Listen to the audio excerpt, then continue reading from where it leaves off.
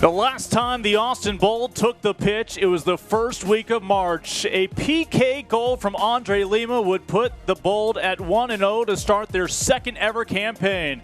4 months later, a lot has changed around the globe and right here in the capital city of Austin, Texas. Tonight, the Austin Bold make their return. It is Group D competition as they welcome to town the OKC Energy here to Bold Stadium at the Circuit of the Americas. Lincoln Rose, Arch Bell with you, and Arch, OKC fresh off a rivalry victory, something to be said perhaps in that draw the other night in which perhaps they were able to shake off some rust. We'll see if Austin has any rust to shake off in the opening 45. But tonight, the Austin Bold, with any kind of result, can move into sole position in first place in Group D. San Antonio had its match postponed, scheduled for tonight against RGV due to a positive result. Yeah, this is a big match for both teams. Oklahoma City obviously wanting to get into the win column for the season. And it'll be interesting to see how they react from that Monday game against Tulsa. Meanwhile, for Austin, it's like they've had to go through an entire preseason again. It's Groundhog Day all over again for the Bold. But if they can get another victory to open, if you will, a second season here in the USL Championship, that'll be a big lift. OKC still looking for its first victory of the young campaign. They came close against their rivals of Tulsa. Jaime Chavez found that goal in the 40th minute this past week, only to see the equalizer come minutes later. Yeah, Chavez is such an important player for Oklahoma City. He's the type of player that you want to get him the ball early, get him his touches, and then if he gets his touches, he gets involved in the game, he's going to work really hard for you. So it's really important that Oklahoma City feed Chavez early. Well, you saw that game-winning goal from Andre Lima back on March 7th. That will be his only goal of the year. He is opting out of returning to competition here in 2020. That'll put presumably more pressure on the veteran Kleber. Yeah, Kleber, he came through so many times last season for the Bold, and he's going to be called on to do it again in the absence of Lima. So the big man up front, he's going to be critical to Austin's success tonight. It is the return of the Bold here in their backyard at Circuit of the Americas. We resume the 2020 campaign when you rejoin us for opening kick.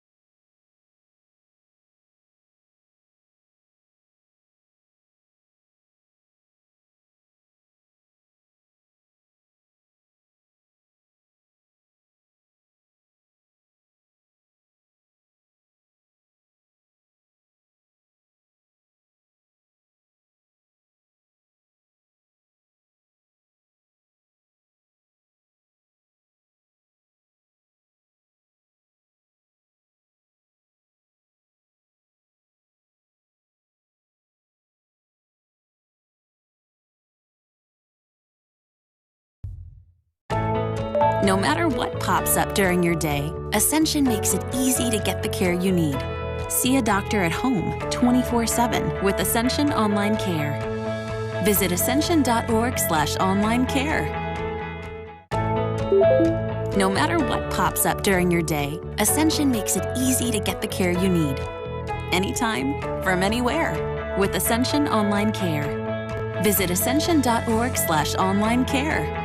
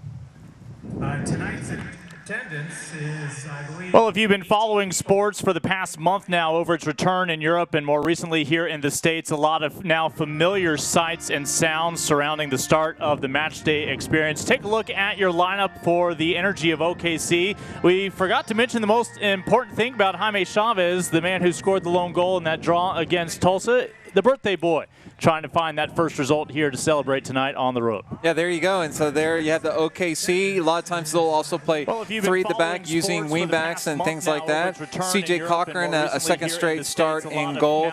Meanwhile, you got Cordell Cato getting his first start of this since the resumption of soccer here. And so those are some of the adjustments made by OKC.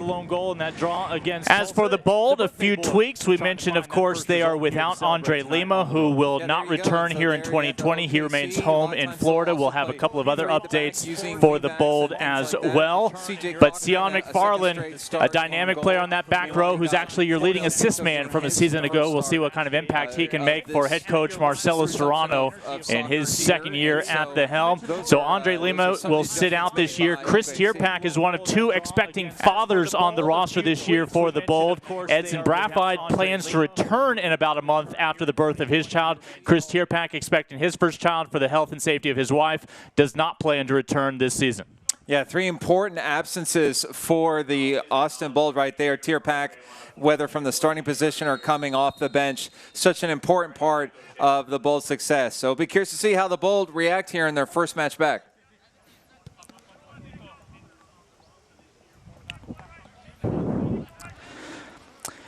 For the first time since March 7th, the Austin Bold underway. Again, that victory against New Mexico United. The Bold, predictably, when they announced the format moving forward, would find themselves with two of their Texas brethren, San Antonio and RGV, while El Paso, the outlier. The two Sooner State squads joining the Bold here in Group D. You know, Lincoln, one of the things I'm going to be watching for here really early, Chavez will center this one up, is how Kyle Highland responds after last week. He kind of struggled a little bit last week from that left back position. He was kind of targeted there by Tulsa, and he's a veteran player, veteran fullback, but he struggled, and so we'll have to see if Austin Bold, if they notice that on tape, and if they try to target that here, especially in this early going. Kyle Highland, the dean of this Energy FC franchise, has made the most all-time appearances, suiting up for the men from OKC. They hosted that rivalry clash against Tulsa at Taft Stadium. They too opened their season back on March 7th, a loss to Colorado Springs. Looking for their first full 3 points. Diego Restrepo back in goal, the familiar sight for the Austin Bold, one of the class keepers in the USL Championship. Previous stops in San Antonio and Fort Lauderdale. Kleber, eyes up the pitch, down the heart, looking for Billy Forbes, one of his newest teammates. There are 15 returning Bold players this year. When the Austin Bold set up shop last year, they signed most of their roster to 3-year deals for the sake of consistency. Now, a lot of veterans, and a format like this where you play a little over one match per week, some of those older legs will be tested. Billy Forbes certainly hopes he'll have the opportunity to test up and replace a man like Andre Lima. Yeah, especially in this heat. You know, we're going to have some of these kickoffs, even though the 8 o'clock kickoff here in Austin definitely helps. It's still very, very warm outside. So what's going to be really interesting to see is as we get into minutes 60, 70, how the legs are holding up for both of these teams. Lorenzo Hernandez, our man in the middle, joined by Jeremy Weed, Caitlin Trowbridge, our ARs. Opportunity, OKC looking to strike first, but they run into Troncoso, Jorge Troncoso, who had last season truncated with injury after just 8 matches. Great to see the Chilean healthy for year number 2. There's the just recently turned 40-year-old U.S. Virgin Islands head coach Marcelo Serrano. Again, in 2020, you got to juggle as many jobs as you can, entrusted with both that USVI team as well as the Bold now in year number 2. And you saw in that last little sequence there for the Energy, Jose Hernandez, who came over, joined the team this season from LA Galaxy 2, from Los Dos. And, he's not the biggest player, but he's definition of a player with a high soccer IQ and a very good technique. And for me, that always wins out in the end. And he's definitely a player like that has that IQ and has that solid technique to lay the table, to set the table for his teammates.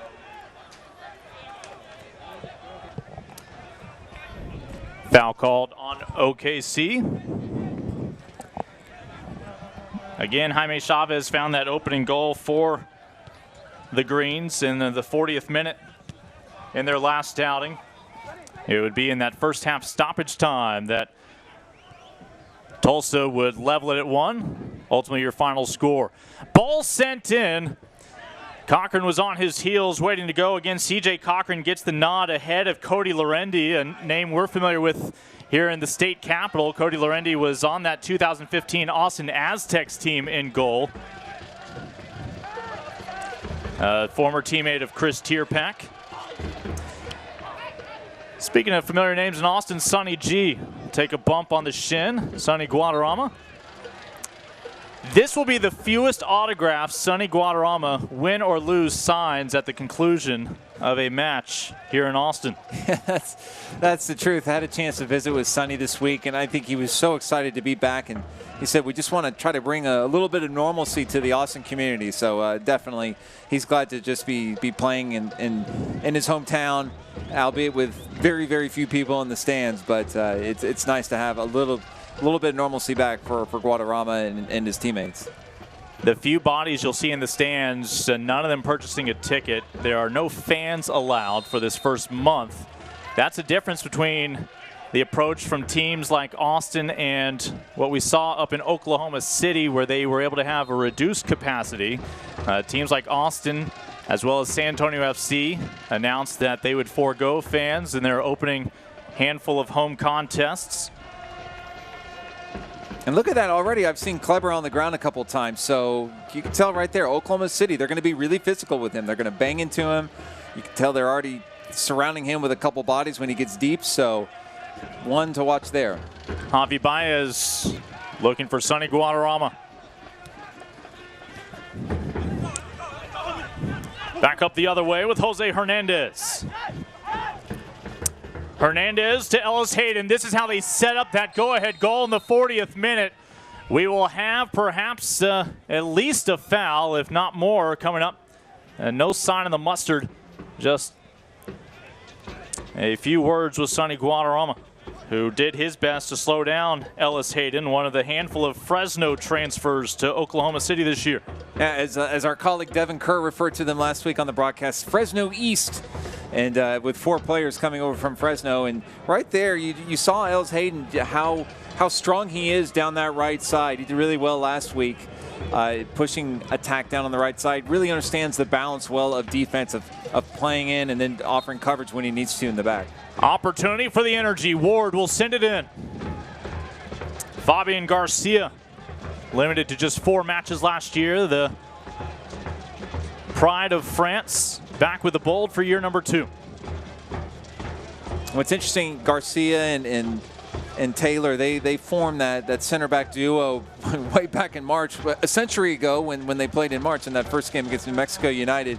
And you could tell that was a nice little trio there with Restrepo on goal and that center back partnership of Garcia and Taylor. So that's something Marcelo Serrano opted to stay with and see if that can bear fruit for another clean sheet. Yeah, 8 clean sheets for Diego Restrepo last year during the regular season, helped guide the Bold into the second round. Remember, they actually beat Phoenix Rising during the regular season before Phoenix went on that incredible run into the postseason, and then Austin almost knocked them off in Arizona in that second round. They would go to penalties, where ultimately the Bold's inaugural campaign would come up just short of moving on.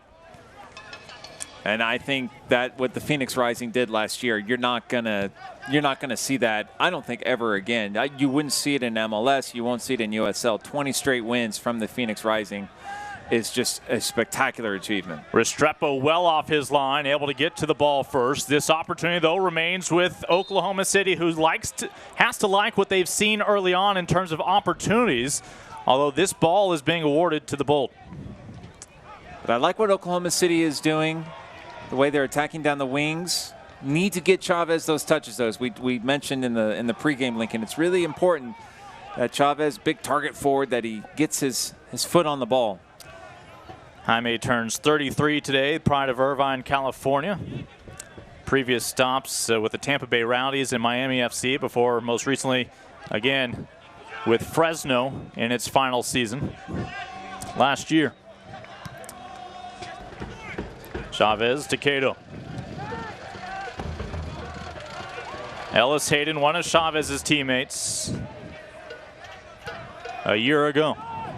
That was a nice pass from Ativa Harris. There you go, center back who can break lines with a pass. That's what you like to see. Such a beautiful venue here, nestled into turn 15 of the Circuit of the Americas on the southeast side of Austin, Texas. Bold Stadium erected last year. Really an ideal venue for the USL Championship. I say that mindful of what they just opened up in Louisville and what many other franchises are promising in the near future as well. Beautiful stadium by the looks of it there in Louisville. Charlie Ward, this one intercepted by McFarland. Sion McFarland, who will cover as much ground as anybody tonight, playing on that back row for Austin. Yeah, Lincoln had a chance to visit with Cody Lorandi, the goalkeeper for Oklahoma City, as you mentioned, tonight's backup, and he said that the Oklahoma City was very excited about getting on this field tonight because of the quality of the field, the quality of the grass. Jones sends one in, deflected by Ellis Hayden.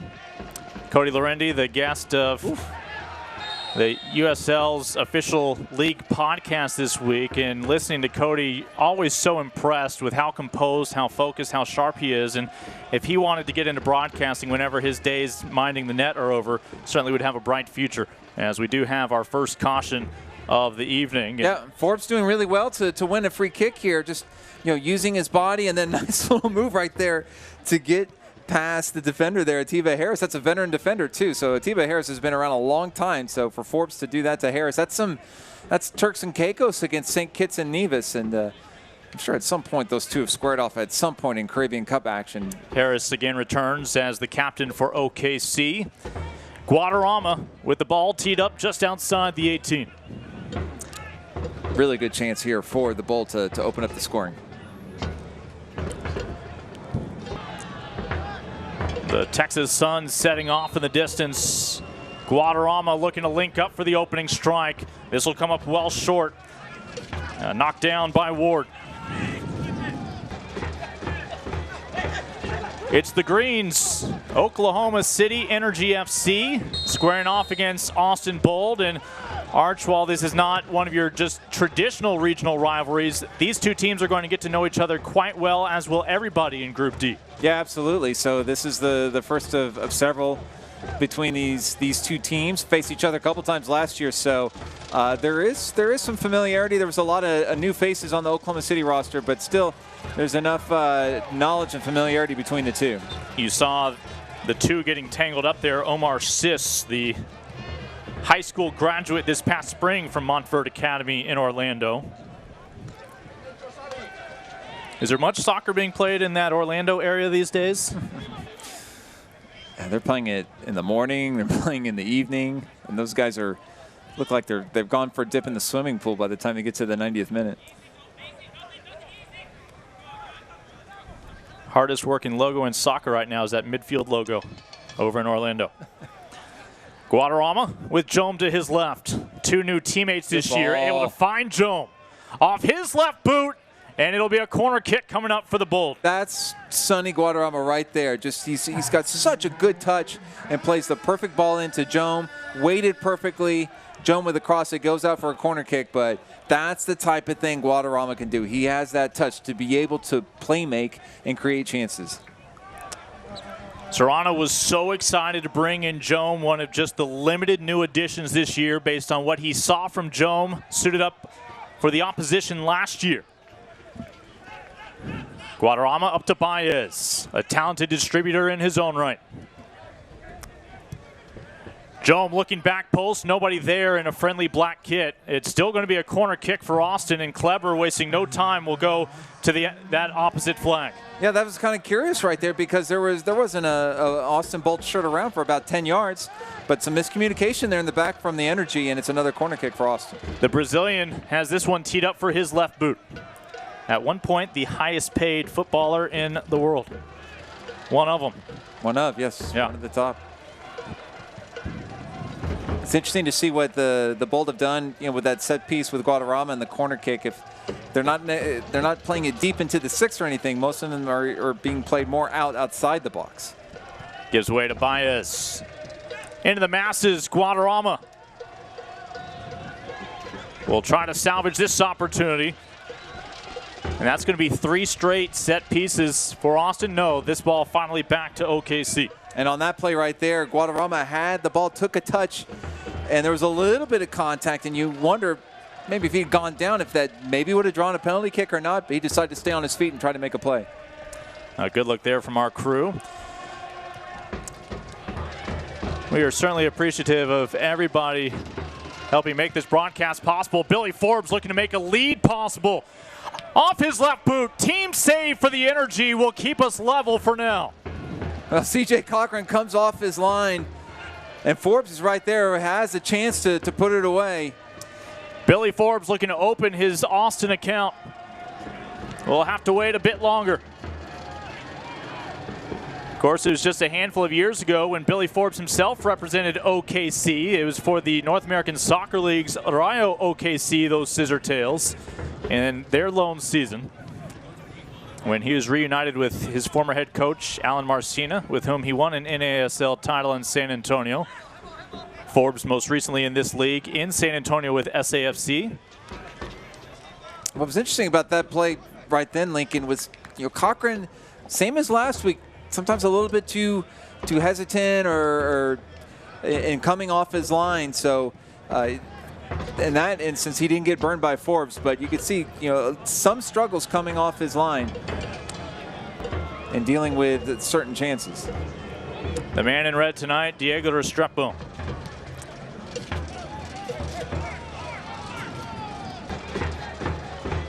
Well, the opening minutes were controlled by these visitors from the Sooner State.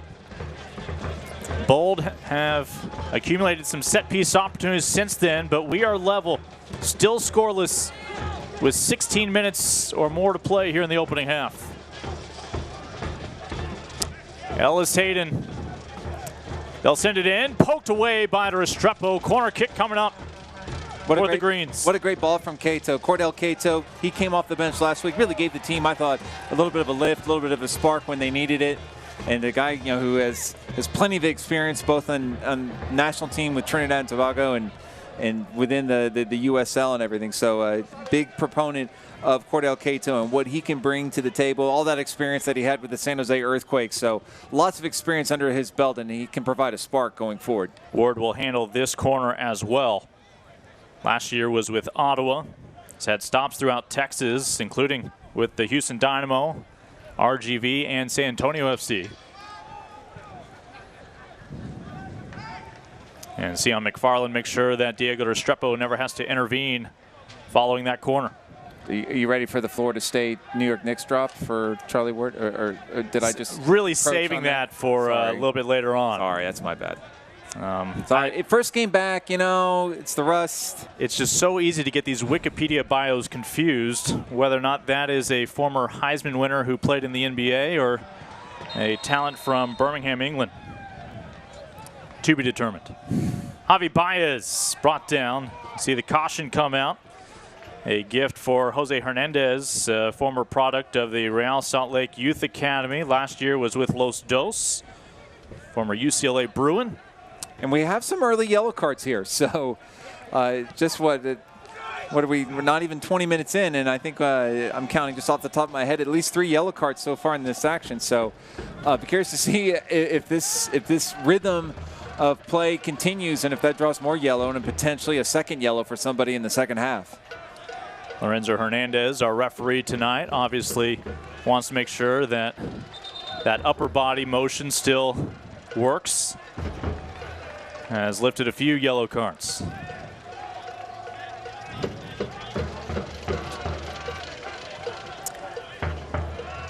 And again, most of you familiar by now throughout the soccer world, kicking and screaming, finally willing to go to 5 substitutions just for the interest of player safety.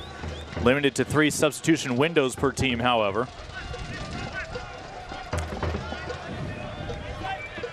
Jermaine Taylor, one of the talented Jamaicans on the Bold roster once again this year. Mention Omar Sis, wrapping up his high school days this past spring. Good ball. Guadarrama right down the heart of the box. Look, instead, they were looking for the diving header from Billy Forbes. And you could see Kleber was really looking for that ball. He was open. He didn't have anybody within 5 yards of him. So I was a little surprised to see that maybe McFarland didn't try to do a little bit of a pullback pass for Kleber there right at the top of the area, but instead goes for Forbes, and it goes out. Again, a beautiful backdrop for soccer here in Central Texas. You saw the sun setting. We'll be at the mercy of the lights soon enough here at Bold Stadium. And Lincoln, I have to say, all the heat that we've had lately, it was 108 degrees here in Austin on Monday, and I think the field looks in fantastic shape. And I know the Oklahoma City players were really excited about getting on this natural grass field, and it looks like it's held up pretty well underneath this usual scorching summer sun. It was not uncommon for visiting teams, for their players to walk around pre-match and compliment the pitch. Yeah. Again, these soccer-specific stadiums are nice recruiting tools in addition to whatever money you might be also offering these professionals. Yeah, as opposed to the turf field. You have a natural grass playing surface. I know there are some dry spots out there, but overall I think the field's in very good shape. We'd all be lucky if our front yards in Central Texas looked this good, as we have had a hot week in triple digits every day. Ellis Hayden trying to work his magic. Sis will knock that one outside of the 18, but it stays with the Greens.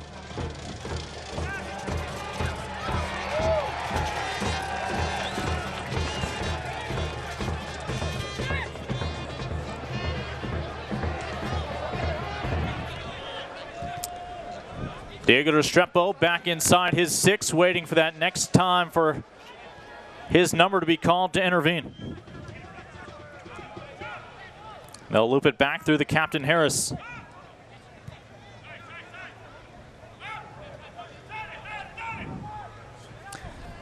And of course, we're able to hear that communication, as has been the luxury throughout much of American professional soccer and over in Europe this past month. It's a different experience. There are certainly pros and cons.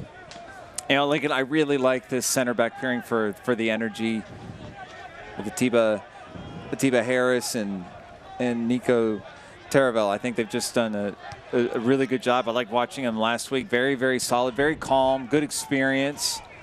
Taravel, of course, a Frenchman, has experience playing in Europe, and then Atiba Harris is, well, he's been just about everywhere, it seems. So similar to Austin, both teams really having 2 center back pairings that they can count on. Well, for OKC, their center backs did not get to spend much time together last year. Taravel had an ACL tear early in the season. They are hoping he'll be able to finish this year on a healthier note with the captain, Harris.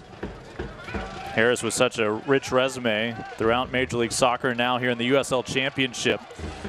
Looking for Cato, the pride of TNT. This one tapped back out by Taylor.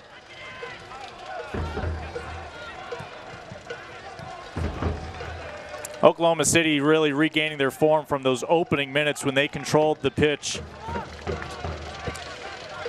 You could make up whatever storyline suited your needs. Would it be a matter of Austin with the rust not having played since March 7th, or with the rest, seeing as how Oklahoma City played earlier this past week, just 4 days ago, in a rivalry clash?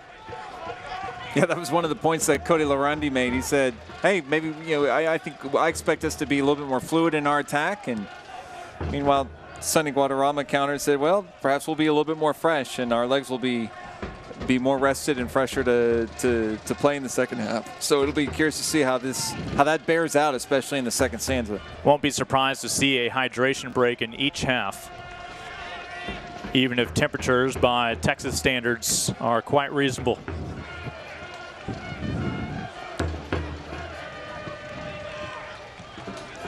Opportunity once again building. Will this be the time that OKC is able to shine?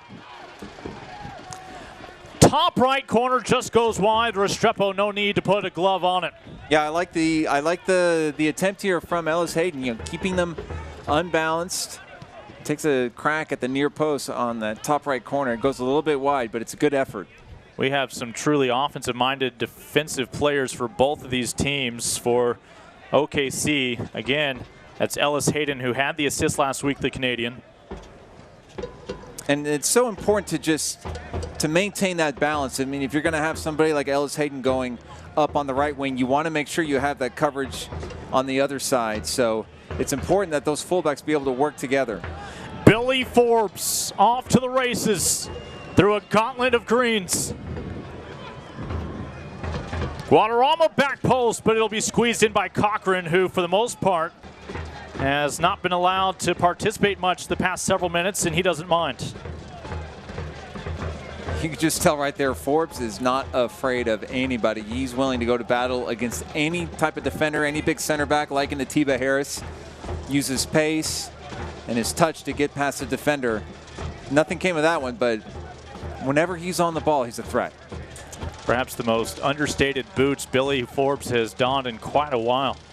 Usually you see some neon greens just flashing before your eyes leading up to a goal. And Restrepo, no sweat here. And you can see Chavez starting to get a little bit frustrated. He hasn't seen the ball in a while, and that can happen sometimes with Chavez. He doesn't see the ball, he gets frustrated with teammates, and then maybe he kind of disappears a little bit at matches. So Oklahoma City, they got to get him the ball. You need your number 9 to get those touches, especially a guy like Chavez. Austin entered its expansion season last year, its inaugural campaign, with high expectations targeting 3 titles. They had a deep run in the U.S. Open Cup before being ousted by Houston. They would claim Copa Tejas, which will not be contested this year because of El Paso being in a separate group. And then, of course, it was a team built for perhaps a championship run. They were in a top 4 spot in the West until late in the season when perhaps some older legs caught up to them. Not giving up on this ball is Hernandez, but he'll finally see it drift across the inline.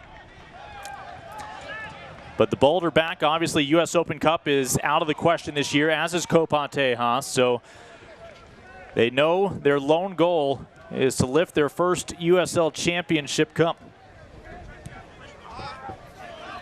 As this ball back over to the visiting Sun. Yeah, and that's, there you go. First match in 4 months right there. That's what that touch is. It's just you're going to have some of those inaccuracies, those misplays, or those miscues are going to happen. It's rare to see it from, especially a veteran guy like Taylor. But these guys are human, and that's going to happen when you haven't even had a chance to really even practice that much together. Into Ward. Quick touch up ahead to Cato. Cato with Joan draped on his back.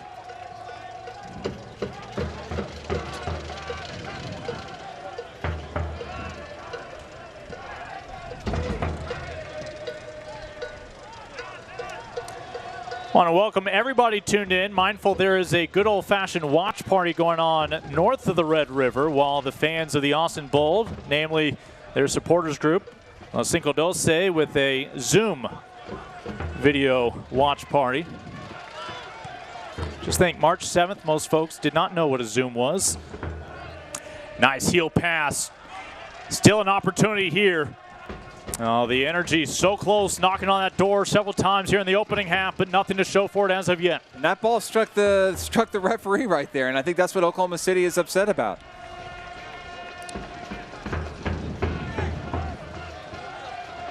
But yeah, that was a nice opportunity there for the energy, just unable to get onto it. A little bit of the hesitation there from Hernandez. I think if he just reacts in kind into the flow of the game, he might have gotten onto that.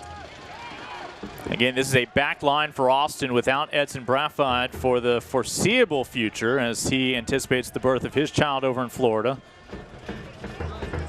One of two Bold players not here tonight because of anticipated additions to their family. Again, for Chris Cheerpack, with additional thought for his wife. He will not participate this year in any of the campaign. And Andre Lima, your leading goal scorer from last year, will not return this year for the Austin Bold. But there have been some impressive offseason additions for Marcelo Serrano's team here in Austin to try to pick up that slack. Restrepo will have to race back to his line. OKC sends a bullet to the back of the net. The Green strike first here in the opening half, courtesy of the right boot of Jonathan Brown. Well, and there you go, Chavez. Chavez is the one who really sets the table for this goal with that flicked on header. He wins it. He's got that big body, that target forward body. He flicks on the header, and then holy smokes, Brown just runs onto it. This is just perfect. Perfectly set up. You see Brown running onto it. Great finish with the right foot, too. That's no easy feat to beat Restrepo from that angle, but he does it very calm, sweeps it in. But I go back to the header from Chavez. The header from Chavez is the play that really makes that goal happen, and that's exactly why you want to get him the ball.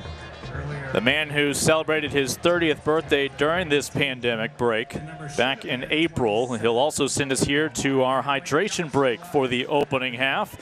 Oklahoma City 2 games down here in 2020, a loss and a draw to show for it. Looking for the full 3 points if they can come through here this evening in the Lone Star State. Well, fans, again, since 1947, Select has been the leader in soccer ball quality and innovation. Select, the official ball supplier of the USL Championship and many of the elite leagues throughout Europe. For the latest Select products and special offers, head on over to selectsportamerica.com. So the go-ahead goal from Jonathan Brown, the second straight match since this restart for OKC in which they have had a first-half lead. The lead evaporated, though, against Tulsa before halftime during stoppage time. We'll see if the Bold can strike back. This is after Austin. Arch, would you believe me if I had told you that Austin had gone 4 months without allowing a goal? Nicely done. I like that one. No, and I'm really impressed with how Oklahoma City has come out. They started off really strong, a little bit of a lull, but you see that just one ball played into a guy like Chavez, and that was really well done. Brown just able to run onto it, and they caught the Bold defense flat-footed. But when you can have a guy who can win a ball and take out 2 defenders like Chavez did right there, then you're going to give yourself a chance to have an unbalanced situation, if you will, an advantageous situation on a wing, and Brown was able to just go onto that. And again, really good finish there from Brown to give Oklahoma City the lead. So now it's a big thing to try to get to that halftime locker room with the lead. Be curious to see if they can do that. They'll be keen to do it because that's what foiled them on Monday against Tulsa. So they'll be wanting to at least have a lead going into halftime, if not try to get a second one as well. The pride of Wales. He started his career at Cardiff City. No small potatoes there. He's played in a lot of clubs over in England. That's a figure of speech. No small potatoes. No small potatoes. So a Welsh youth international. You have to think at some point he coincided with Gareth Bale in some capacity, in some maybe Wales youth. Well, the national team setup. The fans tuning in tonight up in OKC are thrilled to have him.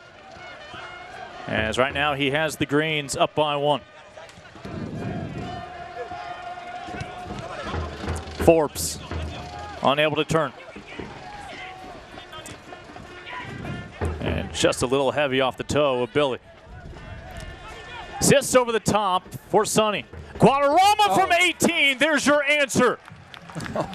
Sonny G, unimpressed, as he will level it here just moments later. What a great goal from Sonny Guadarrama. Takes the ball off his chest, makes a move, left footer into the back of the net. That was really, really nice. What a great response from the Bold as well. I mean, we're talking about just a couple minutes after Oklahoma City scores in the Bold. They come right back and get done. Here's the replay, and that's a really nice ball into Guadarrama. But taking it off the chest like that, having the composure with all those defenders around, beautiful. What a finish. Sonny Guadarrama may not be the most prolific scorer for the Bold, but he does not score boring goals. Guadarrama is showing off his class with that answer. And that's just poise and composure. That's 10 years of playing in the top division in Mexico. That type of ability to control the ball in such small spaces and have the composure to have a finish like that. Offside flag was raised. Sonny Guadarrama, again, is an Austin product. Went to Cedar Park High School just north of the city limits. You mentioned that career in Mexico. Got a little closer to home with San Antonio before last year signing up with the Bold to play in his backyard. And it's been a special experience. We talk about often the longest lines, even though he may not have the longest resume on the team, have been for Sonny for autographs after matches, after practices and clinics. And a collision as they'll trade insurance. Guadarrama helps Hernandez back up. Hernandez again out of Mexico City. Mentioned briefly a UCLA Bruin. A restart here for Energy FC.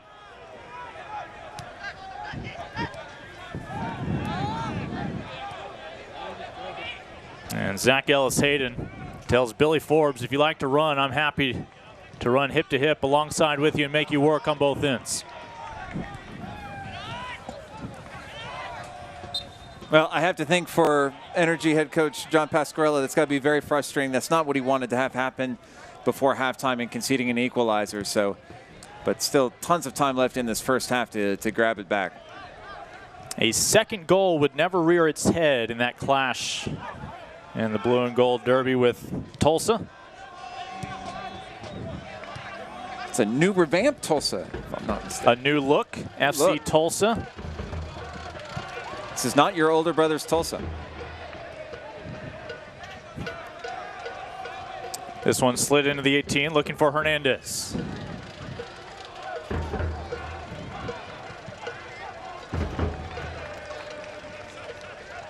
Opportunity to call out the name of Ray Sari, who gets his first start.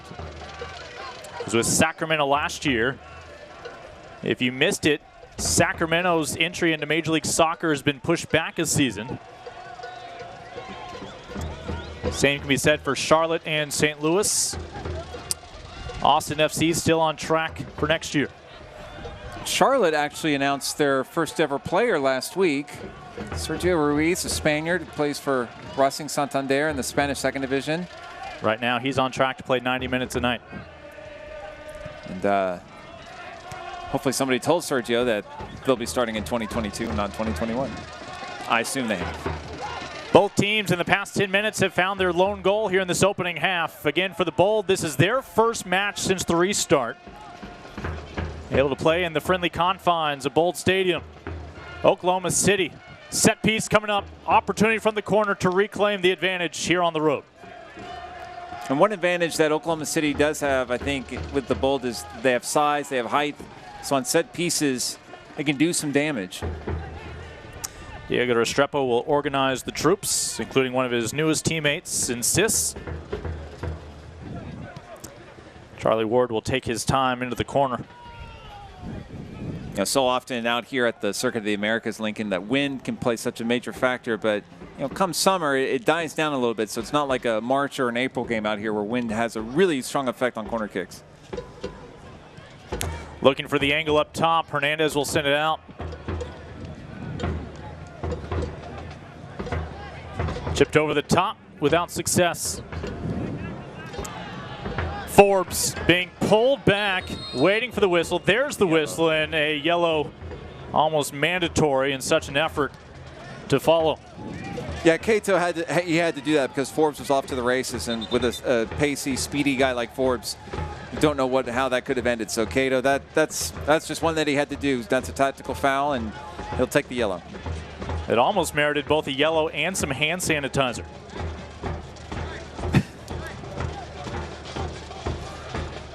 We've got plenty here. It's the little things that we took for granted for so much of our lifetimes. Level at 1 goal apiece. Despite not having played until tonight in the restart, the Bold are atop with 3 points of Group D along with San Antonio. San Antonio's match tonight was postponed in the Valley. Jome off his left boot, back post. No teammate home, another corner coming up, and actually, let's see if we don't have an opportunity just outside the box for Austin. I think what he might be signaling is a handball just right outside of the area. So Austin actually, you rarely see free kicks from that spot on the field, just right outside the area, especially down from that angle. But I think that's what might be happening again here. It's a set piece, a dead ball situation for Austin right outside the area in that same corner. Here's the replay. Joan with the left-footed cross, and yeah, it took a touch off the hand. That right hand. Outside the area, that's a good call. Obviously no VAR in USL or anything like that. You're welcome. And no VAR needed in that case. That's a good call from the referee. And it was outside of the box. And that is, once again, it's Guadarrama taking a free kick from exactly the same spot where he had it about 30 minutes ago. Well, there are several capable scorers hovering around the 6. The first touch from Los Greens. Yeah, the first time they played it kind of short to Baez and then tried to loop it in. That time right there, Guadarrama just kind of tries to power it through the area looking for a runner at the far post, but deflected out. See what Austin has in mind. Bold have not had a lead tonight. Here's Baez, a capable quarterback in his own right. Header from McFarland. It'll go wide of the post, still playable, recovered by Oklahoma City. Yeah, nobody there for Austin at that far post. Jome able to win it back with some help from Guadarrama. Flag stays down for Billy. Forbes sneaks inside the penalty area with Kleber on his right hip. Jome again will test the waters as OKC again with an answer. And some physical play wins the ball back for Taylor and the Bold. And Jermaine Taylor, a 3-time Caribbean Cup champion. 6 years in Major League Soccer, his second campaign with the Bold here in the USL Championship. And what a luxury to have, just like OKC have with Atiba Harris, a luxury to have an experienced center back. McFarland, the defender, pushed forward, and that is 4 months of leg days all pent up, but this ball stays playable. Sis tries to sneak one in, but none of his new teammates are there. Yeah, that ball just kind of seemed to hang up there, maybe brought a little bit of rain before it finally floated down. And Kleber's not going to make this easy on Cochran. CJ Cochran, who is in his second tour with OKC, with his time in Fresno sandwiched in between. A little over 3 minutes scheduled remaining here in this opening half. Lincoln Rose, Arch Bell, and again, certainly appreciate being surrounded by some familiar faces we haven't seen in a while on our crew here tonight. I say familiar faces. Most of the faces are missing about half of what we're used to looking at with the mask precautions. Arch will confirm you and I are on site here at the stadium. Yep, that's right. It's not uncommon for you and I to find ourselves throughout the year in studios calling games remotely, which may become more and more common. But tonight, we are among the few in attendance. See right there, Chavez drawing the foul. Nice job there again. Using his big body, kind of like what he did on the goal. Going up there for that header, trying to win it so somebody can run onto it. Lincoln, if I would, I'd like to give a shout out to Mr. Matthew Gray and all the crew, Eberle's Army, who like to come out to the Austin Bowl games. unfortunately, they're not able to come out tonight, but certainly watching online. So, well, they're going to be the loyal Austin Bold fans. They're going to be the custodians of that Copa Tejas for an additional year, again, as it is not going to be contested this year. Folks, we want to remind you, don't miss a minute of the 2020 campaign and the USL Championship. Sign up today and get alerts all year long following your club on ESPN.com. You can search for the Austin Bold or OKC Energy, then click the follow button to keep up with the latest news and scores. Plus, get reminders on the Bold and Energy's next match. Go to ESPN.com now and click follow for your club. So again, the birthday boy Chavez trying to celebrate in style. Can he give Oklahoma City their first multi-goal match of 2020? They scored 1 goal in each of their previous 2 outings. A loss and a draw. Chipped in.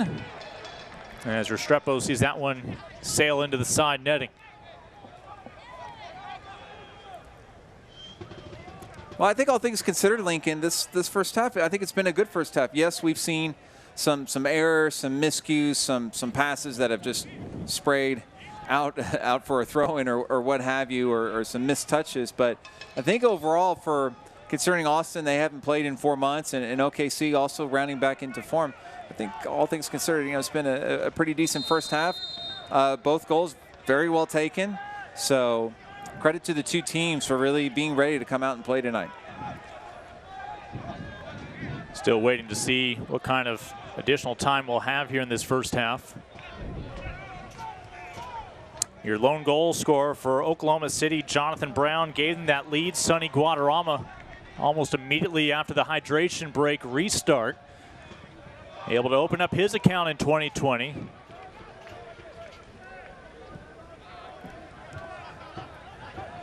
That was the first goal through the run of play scored this year for Austin. Of course, mindful this is only their 2nd match all season. Yeah, it's so interesting how the hydration break has kind of changed things. It gives coaches an extra bit of a timeout, if you will. Out into space on the left side. And coaches certainly have been taking advantage of that, as we've seen at all levels around the globe. Javi Baez. Billy up the middle, ball with Guadarrama.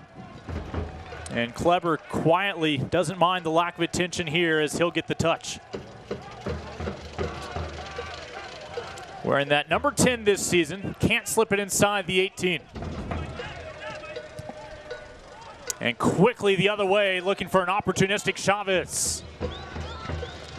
Garcia able to beat him to it and slow down the attack. That's good defensive work from Garcia. He took a little nick, so. I think he got his hand stepped on when Chavez came down. Yeah, but on the preceding play there, you saw Kleber, he just put a little move on Cato, and he managed to find some space for himself.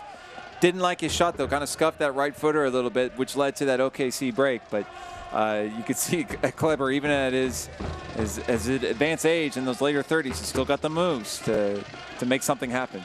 Well, with OKC allowing limited fans into their matches these first months, their next 4 matches, we'll point out, are at home.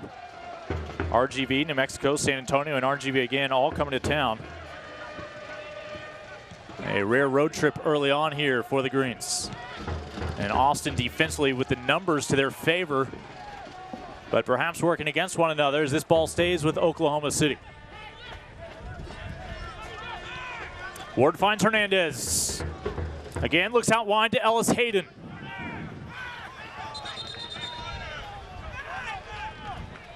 And simply a goal kick coming up for the Bold. Yeah, you always kind of wince a little bit when you see 2 players collide or clash like that, especially with feet on the ground. Fortunately, everybody was okay there, but that could have been ugly. I mentioned this earlier. Ellis Hayden is keeping Forbes honest. Billy would love to be on the opposite end of the pitch. Just waiting for that quick strike opportunity on a counter. But both of these sides feature such a versatile defender running up and down the touchline.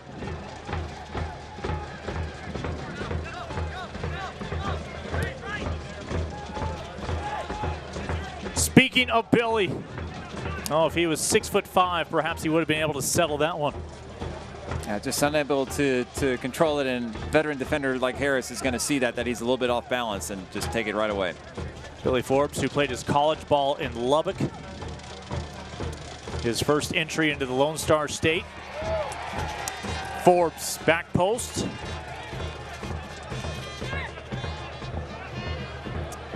Billy produced the game-winning goal in San Antonio in that NASL championship season when they won the Soccer Bowl trophy.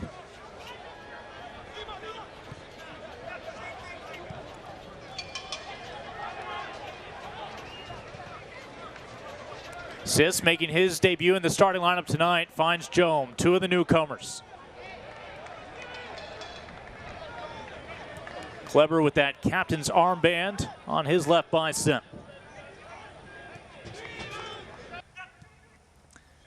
Forbes still on his feet, working against the numbers game. Kleber not giving up on this one. But Cochran keeping it level for now. Yeah, that's a good save from Cochran. That's a lot harder than maybe it might look initially, because Kleber, he was shielded there. He had the defender right in front of him, and he takes the shot. And Cochran might have been shielded or blocked a little bit by his defender, but makes the save. And with that, the first half in the books. The first match back for the Bold. They were able to slip one ball past Cochran to level this at 1 apiece. Goals from Jonathan Brown for the visiting side and Sonny Guadarrama, the hometown hero, have us level in the state capital. 1 goal apiece as we've reached halftime.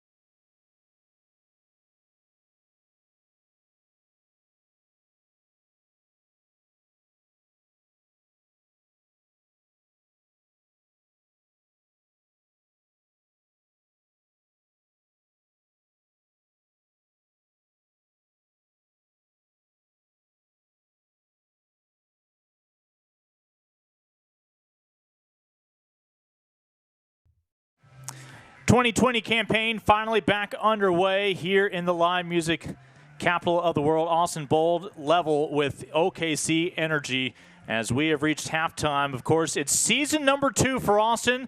So many memories in that inaugural campaign 1 year ago. As Malice overlapping, but Guadarrama wants it himself! What? Sonny Guadarrama just allows Callum Malice to pull Joey Farrell about 1.5 feet to his right. The center back does nothing wrong as he has to account for the overlapping run. But Guadarrama makes him pay. Take it away there. And of course, if you're Austin with where you're at now, dangerous here. Tierpak and a hat trick. And Tierpak might have stolen the game here in Tulsa with a goal in stoppage time as he beats Steidehar to Steidehar's right And Tierpak might have just given the Austin Bold 3 points on the road in stunning fashion here at One Oak. Patrick, the first one was lucky, the second a moment of quality, that one the best of the three, a great hit, nothing Sidehaar could do, and that could well, as you say, my friend, be the match winner. He does it all from box to box. Another one from distance. This Thing for sure, this goal will be up for USL goal of the week without a shadow. See, alongside Taylor, you see Brafide and Okugo drop back at times. Clever will take a shot. Clever holding off the tackler, kept Sandoval on his back.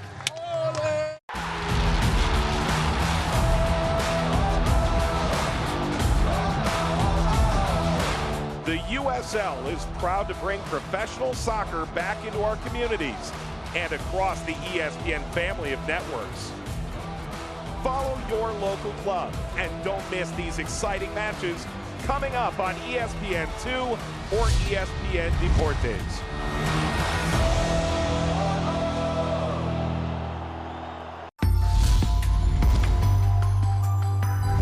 Now up for Sandoval, and great save by Sean Melvin, and now a strike in there goes in for a goal.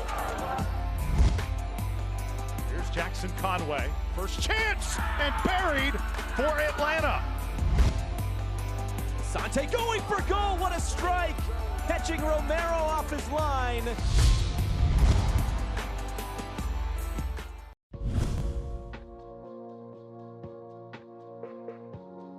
One of the key components of USL clubs establishing reserve teams through the USL Academy League is the strategic alignment of long-term player development efforts. As opposed to the scholastic calendar that traditional youth leagues typically follow, and in an effort to further drive vertical integration, the USL Academy League will be the first pre-professional league to align with the American professional soccer calendar. Clubs will begin the year with a month-long preseason in February, followed by a 9-month regular season split into 3 cycles: spring, summer, and fall, concluding with USL Academy League playoffs before an off-season in December and January. Clubs will be able to move players fluidly through programs at select times throughout the year. These transfer windows strategically line the Youth Network, USL Academy Team, and USL Senior Team even further. For more information, visit usl-academy.com. Halftime here in Austin, a couple of Western Conference sides, but more specifically teams competing in Group D. Oklahoma City Energy, it's already their second match in this restart within the group for the Bold, their debut in Group D. And, well, because the results from March do count in this playoff push, the Bold, despite making their debut in Group D tonight, are currently tied with San Antonio. A draw, or even better, a win, will let Austin go to bed tonight atop the table. Yeah, and they would love to have that cushion, that advantage, because then you're putting pressure on everybody else to try and catch you. Meanwhile, for Oklahoma City, win would really kind of just get you right back in the mix and in that battle for first place. But for Austin to go 2 out of 2 to start the season, you really couldn't ask for more, and then all of a sudden you're putting pressure on all your opponents. So there's your regional focus. Let's take a look at the big picture. As again, Austin, 15 returning players before the 3 who opted out of the restart. Again, one of the more consistent programs for any USL Championship side. And of course, anytime you can play the Breakfast Taco Derby as more than twice, everybody wins. They will meet San Antonio several occasions, both here and Toyota Field. But the big headline, ultimately, Copa Tejas, organized by the supporters groups of all 4 Texas teams, got together. They were pretty sure that El Paso would not be in Group D. That proved to be true, and ultimately decided, since there was not a balanced schedule featuring all 4 teams, in fact, Austin will not meet El Paso unless it's in the playoffs. They are not on their schedule whatsoever. They opted to forego Copa Tejas this year. Of course, that means that the Bold will still be the only franchise with its name etched on that cup. Yeah, unfortunately, no Copa Tejas, but I tell you what, those 4 games against San Antonio, going to get a chance to see 4 times one of the best young players in this country, Jose Gallegos, potentially an under-20 World Cup player for the U.S. under-20 national team. So a lot to look forward to. Sonny Guadarrama able to erase a first-half deficit, has the Bold back in the locker room, level at 1.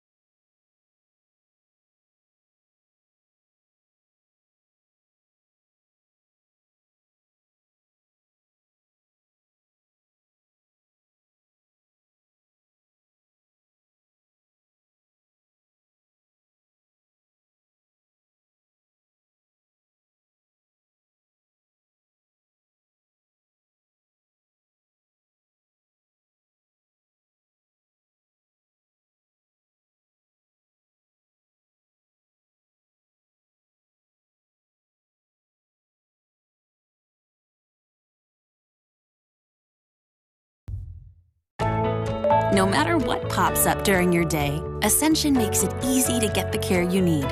See a doctor at home 24/7 with Ascension Online Care. Visit ascension.org/online care.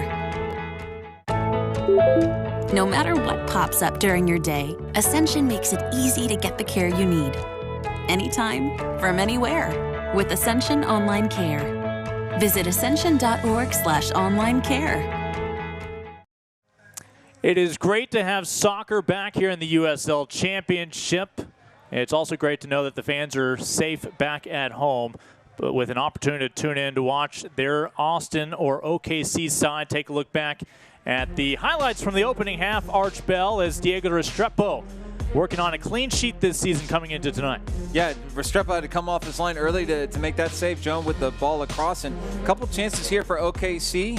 You saw Ellis, you saw the right back there missing just wide, Ellis Hayden, and then a foul right outside the box that didn't think was going to be called, and then that shot from Kleber there right before halftime. There was the goal from OKC right there by Brown, slotting it past Restrepo. That gave Oklahoma City a 1-0 lead, but the touch from Sonny Guadarrama off the chest, left footer into the net, 1-1. Yeah, that hydration break allowed time for Austin to collect itself, and the quick answer. Take a look at the numbers. What stands out to you? Well, I think you just see that the possession pretty even, and I think that's fairly reflective of the match that we've seen so far, and shots as well, shots on target. So an even match, 1-1 halftime scoreline. You see the stats are even as well. And of course, level, 1 goal apiece as Guadarrama able to answer that from Brown. And it's great to be back here at Bold Stadium, here at Circuit of the Americas. Both teams starting to reemerge from the locker room. And we mentioned what is coming up for OKC. For those of you near Taft Stadium, get ready for 4 straight home games before they return to Texas to take on San Antonio at Toyota Field. But before then, they will have seen RGV twice. We'll note you don't see it there, but Austin, the remaining 2 matches against OKC will both be at Taft in Oklahoma City. And then, of course, 1 team from outside of Group D there on the schedule to start off August against New Mexico United. Yeah, New Mexico United, we saw them here back in March, so be curious to see how their restart to the season goes as well. It's another Oklahoma City side coming up here in Austin. FC Tulsa will come to town. Then Austin will dip outside of Group D to take on Colorado Springs. Last time they traveled up there last year cost them some valuable points as they could not come away with a win and perhaps knock them down to the 8th seed for the postseason.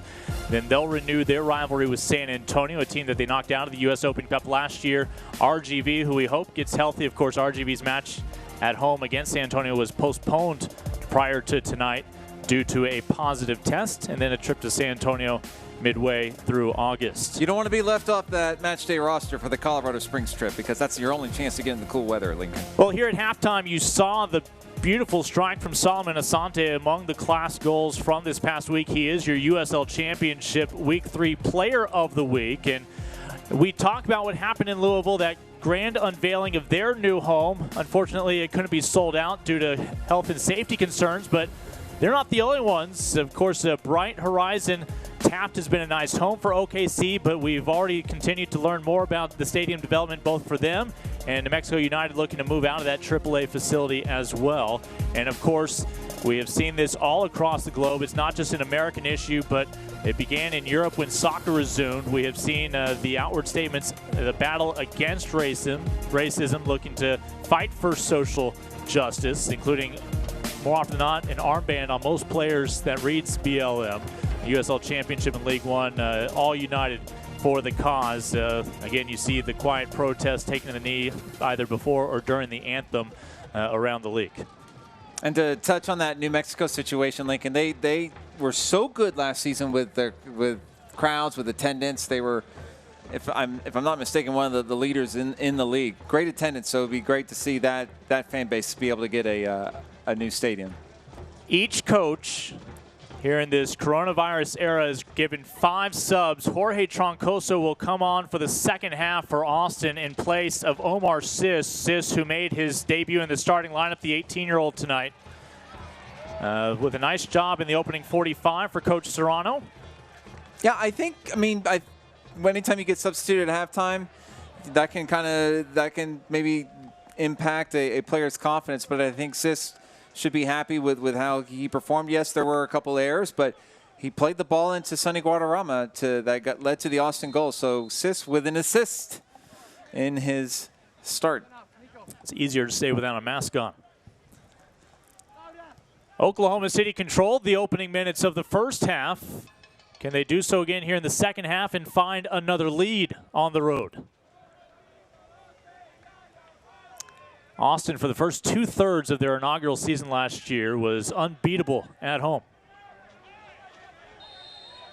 And a foul will temporarily slow things down. Want to point out that even though there wasn't soccer for the past 4 months, doesn't mean there weren't highlights here on behalf of the Bold franchise in the Circuit of the Americas back on May 10th. They combined to open up their track for the first time ever to help those in need on behalf of the Central Texas Food Bank. Helped provide over 1.5 million meals to the Central Texas community by allowing over 20,000 people, and they even included 400 dogs visiting the track and 7,000 vehicles able to make the memorable drive around. Had some neighbors who did it, and they loved it. Any of them hang their head out the window? But it was such a great idea. Just because you couldn't have soccer didn't mean you couldn't find a way to give back to the community, and the community certainly responded as well.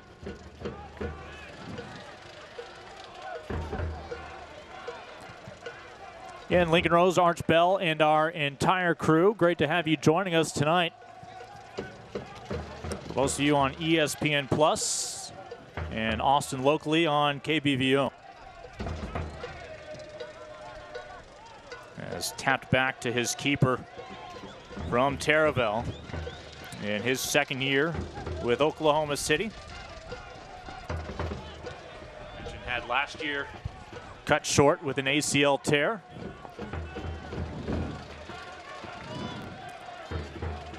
I think Chavez wanted a foul there on Garcia, a push from behind. It wasn't whistled. I think the referee allowed play to continue. But just like Oklahoma City are trying to be physical with Kleber, looks like Austin's wanting to do the same thing with Chavez. Well, a pair of West Coast matchups highlight your Sunday schedule at the end of this week. USL Championship continues its 2020 campaign. The Donner Pass Derby kicks things off 9 p.m. Eastern on ESPN2. Both Sacramento Republic FC and Reno 1868 FC look to take early control of that Group A. An hour later, 10 o'clock Eastern on ESPN Deportes, it'll be San Diego Loyal, Landon Donovan's club, taking on LA Galaxy 2 Los Dos in Group A action. Don't miss a single second Sunday on ESPN's family of networks. No shortage of USL Championship action to be found on the national platforms. And Landon Donovan going against the Los Dos, the Galaxy. Galaxy's old team in MLS. Oh, did he spend some time with the Galaxy? He did. And then, of course, Loyal coming out with a victory last week in their first match. Yeah, really excited, especially for some of these newer clubs.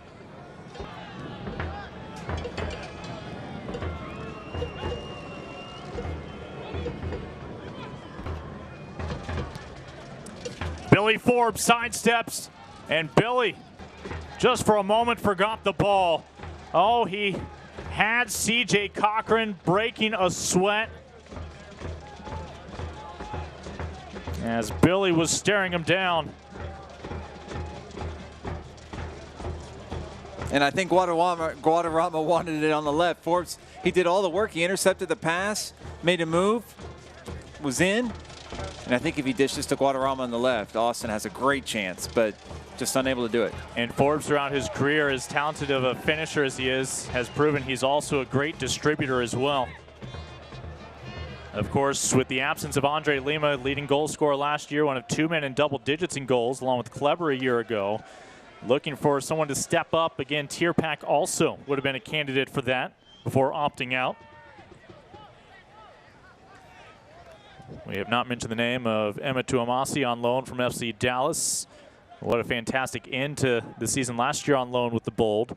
He is back this year and available for some firepower as well, should he be needed for Marcelo Serrano's Bold. It's going to be interesting.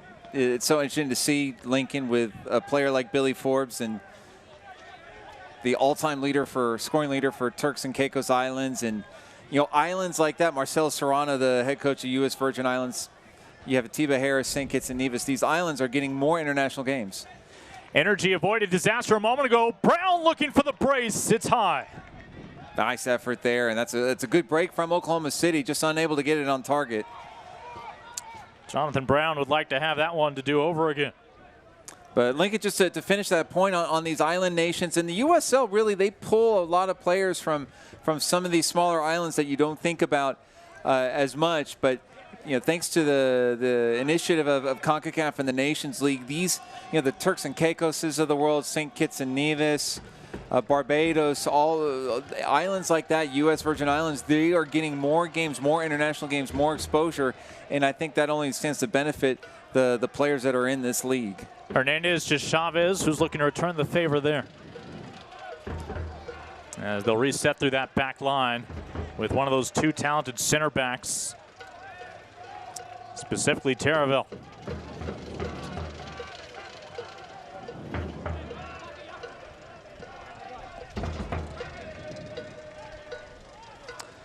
Quickly to the top. As Jermaine Taylor able to intervene. Well, and you can see Oklahoma City, it seems to me they're a little bit more spread out. They're playing much wider here in the second half, trying to find more room in the middle. So they'll start wide, and then they'll kind of start to play in or pinch in as they get near a goal. But a lot of room, looking to operate in a lot of room in that midfield, using that width.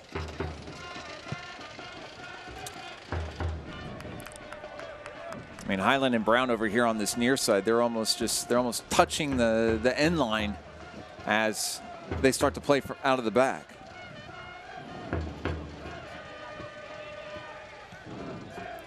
Brown looking to make a run without the ball, as Okugo able to intervene on that pass.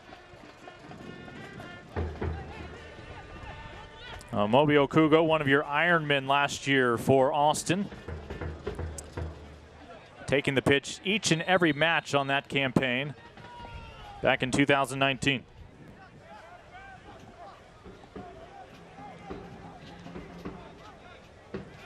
And that was Sorry going down. He got hit from Kleber. If Kleber hits you, it's a pretty good chance you're going to end up on the turf. Kleber is a graceful tank. That's about right. The feet of a ballerina. But if it's the chest or the head that comes into contact with you, going to be in trouble. Again, Kleber last year had a hat trick, a perfect hat trick. A goal off his left, off his right, and off his noggin. On behalf of Marcelo Serrano, who, despite having so many players who could all have egos, and rightfully so, he's been such a masterful chef of blending all the ingredients together.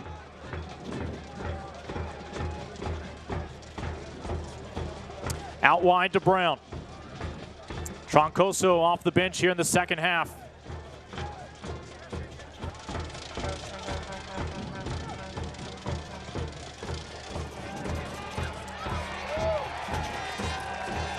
And Guadarrama able to turn, gets dragged down, and this ball will belong to Austin.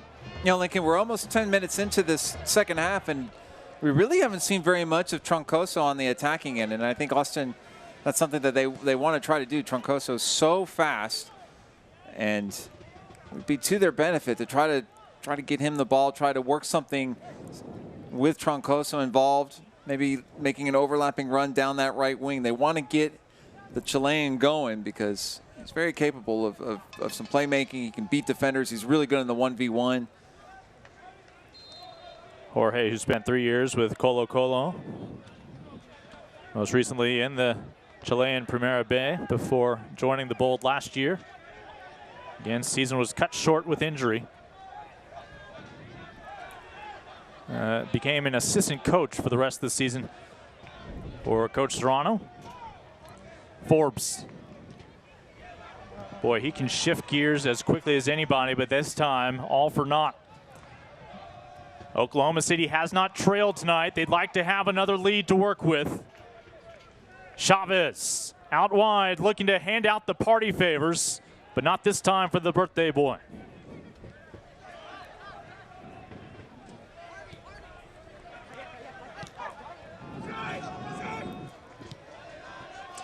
Restrepo on his line, waiting for that next shot to come screaming his way. Yeah, and Garcia, he gave the ball away there deep in his own half, so there needs to be better communication there among the Bold, letting him know that somebody was right behind him.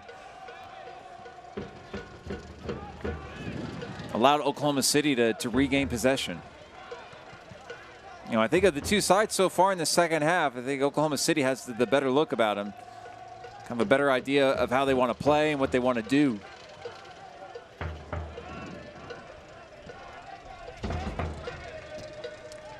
Oklahoma City looking for the perfect opportunity to strike.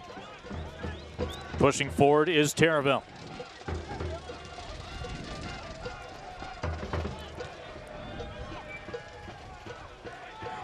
Brown's going to sneak into your picture in a moment inside the 18. Instead, Restrepo will make sure that no other member from the visiting side gets on that one. Chavez, the nearest man.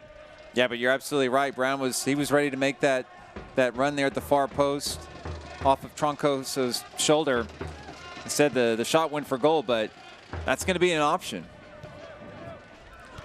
Jonathan Brown got the scoring started in the first half. Led to a hydration break, and immediately following, Sonny Guadarrama with the equalizer. As this ball will drift in touch. Simply a goal kick coming up for C.J. Cochran, who's gotten both the starts and the restart here for OKC. I'm honestly, I'm a little surprised. I thought maybe we'd see Larendi tonight, because I know the idea from Oklahoma City head coach John Pasquarella is to use both goalkeepers this season. So maybe it might be a 2 games on, 2 games off type situation. But going into the season, he really wanted to basically have 2 number 1s. And Forbes they'll get for a handball.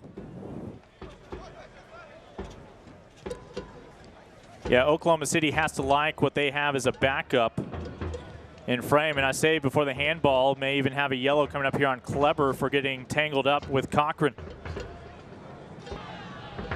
Kleber says, instead of a hug, I'd love to be standing about 12 yards away. And looks like I thought for a second there we were going to get a card. Yes, we do have a card. Yep. There's the card. It wasn't for the hug.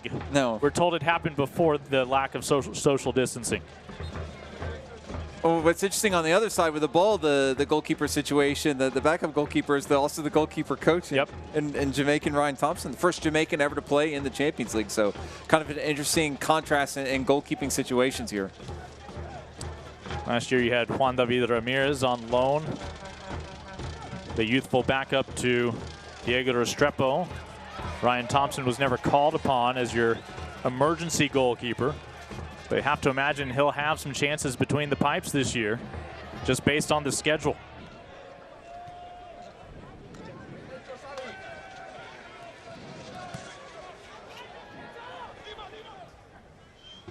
Hernandez just enough behind that one to keep this run going. Oklahoma City slips one in, but it's behind Chavez. But you see Oklahoma City, this is what they're starting to do. They're getting it out wide right, looking for the ball across, and boy, they're just missing on that one, but they are starting to work those chances. They're getting those chances funneling down that right end. Especially, you know, you're going through Ellis Hayden, and that's really starting to create some danger. And this is the second substitution now being made by the Austin Bold. Sion McFarland's going to come off.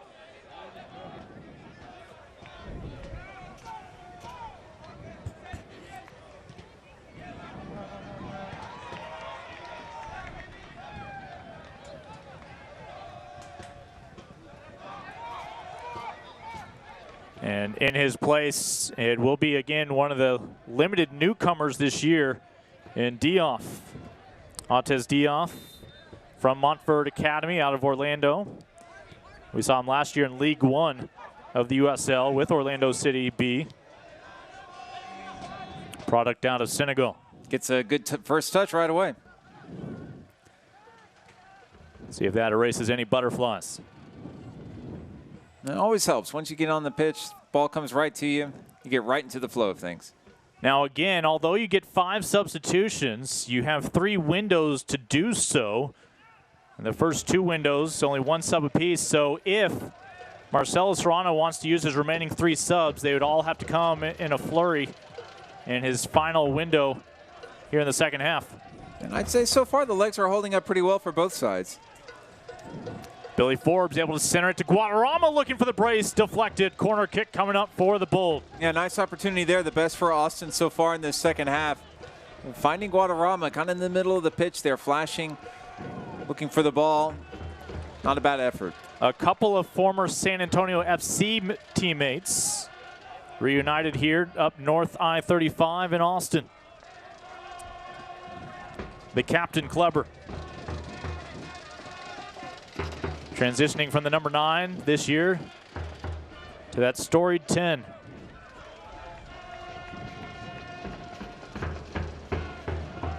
Austin looking for its first lead. No such luck. And Troncoso is battling. Had to be a spectator all of last year, but he's going to pick up a yellow. And this is going to be a long book to get you through the pandemic. Yeah, that was a pretty nasty challenge right there. He gets Hernandez pretty good, and no hard feelings between the two. They know that's just all part of the game. Troncoso, he plays hard, he comes hard on every single challenge, and here you get another look at it, and yeah, he gets Hernandez a little bit late. That's going to hurt Hernandez, especially tomorrow morning when he wakes up. But definitely a yellow for Troncoso. Again, the youthful Jose Hernandez has been a fun one to watch tonight. Ball with Cato. Out wide, Chavez at the heart of the box.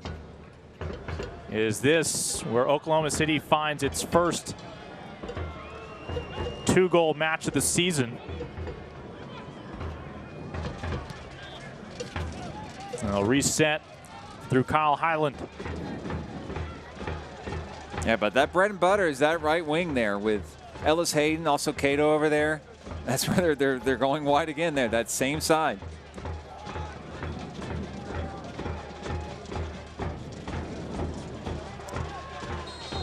And a penalty awarded with the foul in the box. Here's your opportunity for OKC.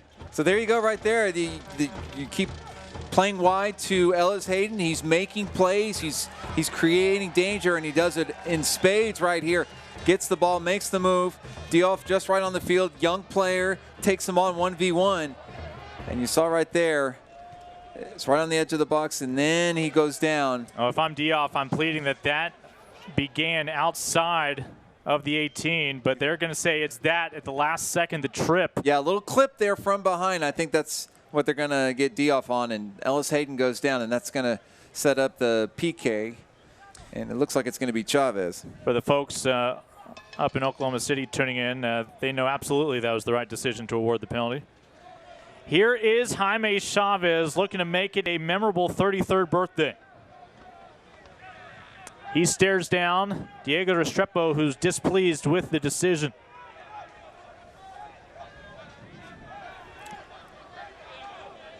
A little bit of gamesmanship here from Restrepo, knocking his cleats on the post, taking his time. Typical. Well, Chavez had better luck than Chicharito.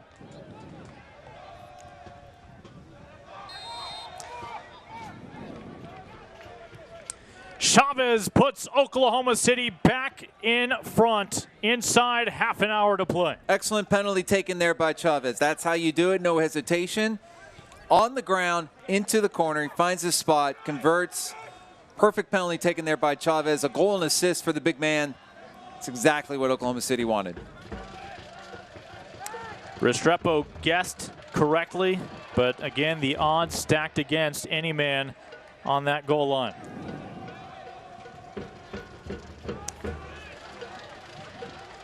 So again, the foul committed by the newcomer Diouf puts Chavez on the line, or on the spot, I should say. It's going to be so important here for Austin to keep their calm. It's a veteran squad, but a young player like Diouf, they're going to want him to not lose focus, to not get upset or anything. It was his foul that led to the penalty, but There's still just a 1-goal game, so a lot to play for. They need him to be at his best out there to get a response. Well, here's your final sub. Billy Forbes will be called off. It'll be Valeri Saramutin coming on. So you're subtracting offense. If you're Marcelo Serrano, and as we noted, Marcelo's mindful that he needs to get those other 2 subs in now, use it or lose it. As Josue Soto will also check in as, let's see if we have one more man to introduce you to as well. Jome comes off. And I think what you're going to see here more from the Bold is, rather than, you've seen a lot of linking up between Guadarrama and Forbes tonight, I think now you're going to see just Clever really do that back to goal work as the target man, and then try to lay off to like a Guadarrama or to a runner like a Dioff, somebody like that, to create the chance. Well, Austin has fortified its midfield and had a straight up defender for defender sub as well. Quickly the other way for Dioff, who would love to try to pull that goal back. Right now, Oklahoma City only has 10 men on their feet.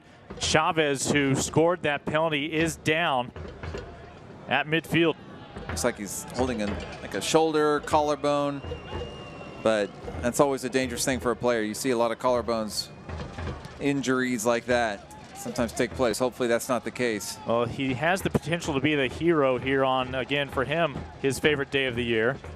But at the same time, hopefully he's able to finish this match.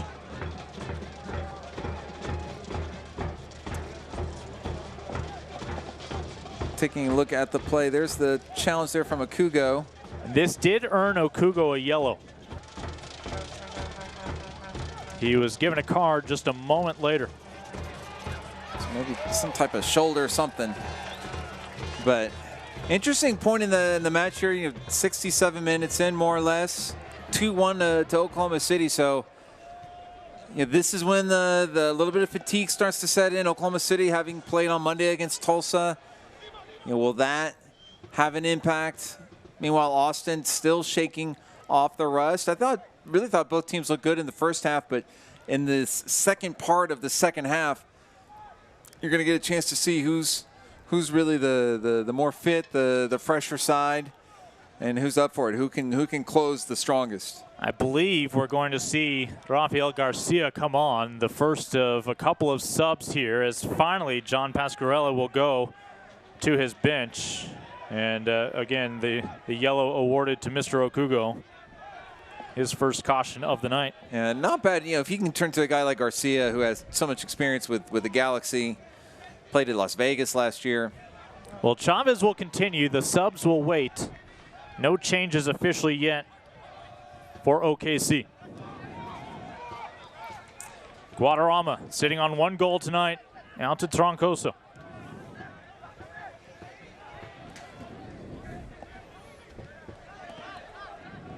And there's another one that's down. That's Brown, and that looks... So your 2 goal scorers have picked up some knocks, and they will again ask for the trainer to come out. This will give us a chance to remind you to follow the Austin Bold and the OKC Energy and the rest of the USL Championship all season long on ESPN+. It's home to the USL, MLS, UFC, and more. Join the nearly 8 million sports fans who have already discovered ESPN+. Watch the championship live every week. You can sign up today at ESPNplus.com. So, again, Jonathan Brown, his first goal of the year, came back in the first half. It was a short-lived lead for OKC, but a lead they have since reclaimed here in the second half after the penalty was awarded. And converted by Chavez. Didn't necessarily look like a cramp, Lincoln. Maybe more like an ankle. A little tough to tell, but Brown might be leaving. Rafael Garcia will come on in a moment along with Kodaida. The latter of the 2. Last year, north of the border in the Canadian Premier League with the Halifax Wanderers. As Brown looks to be one of the men coming off.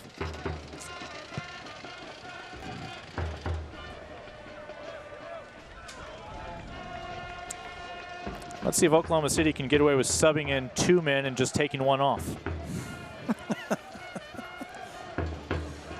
Coming off for Ida will be Jonathan Brown officially. John Pasquarella, not known for the dark arts in the game of soccer. But he has been known to be a menace in his previous job. Indeed. Head coach of Des Moines in League Two. Yep. Has a couple of players on the roster with some ties to Iowa. And your other substitution will be Ray Sari coming off pride of Kansas City. You know, you mentioned Pasquarella, and what a nice job he's done in building the squad, and it was about building relationships while he was building a roster, and you know, speaking with Cody Larandi, the backup goalkeeper of Oklahoma City, just he's a player's coach. The guys want to win for him. They're all in. They're invested. So you have a lot of new faces on this team, but they have quickly taken to John Pasquarella as head coach. Yeah, first-year head coach, was previously an assistant with Minnesota United in MLS.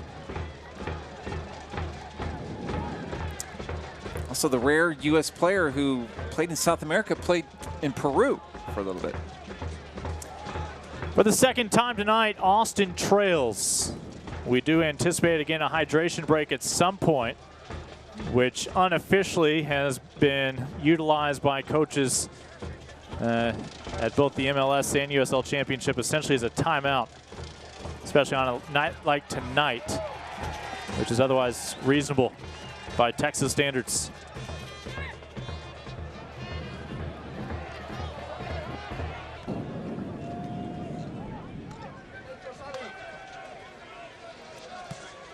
And this is not an energy side that's looking to park the bus.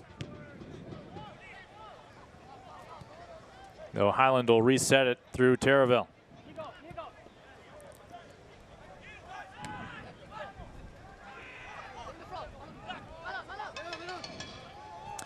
Sarah Mooten, one of your second half adjustments for the Bold. He came on for Billy Forbes. And intervening there, Ida. Ida, full speed ahead, looking for insurance. And a blade of grass, and perhaps even a member of the Austin Bold coming through with the foul. Well, you see the movement and the pace there from Ida, and draws the foul. So instant impact there for Oklahoma City. You see what those fresh legs can do for you in the 70th minute. Okugo with a little tap on the shoulder enough to bring him down.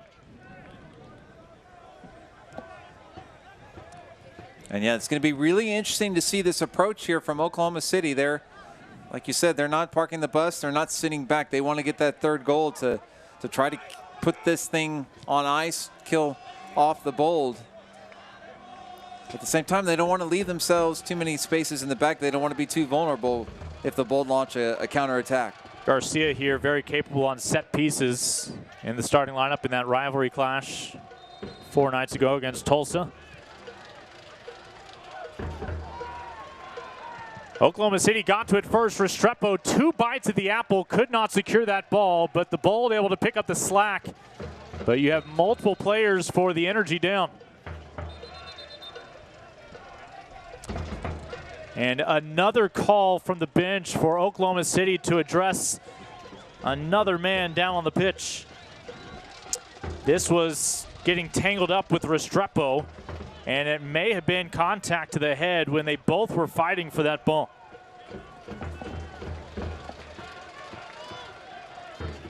Here's the free kick from Garcia, just kind of curls it in. You see the collision there, and ouch, yeah. That's the head, and that's really painful. That's a good decision from the referee. I know the Austin Bold sideline wasn't happy with it, but that's the correct decision. It's a head injury, instant whistle.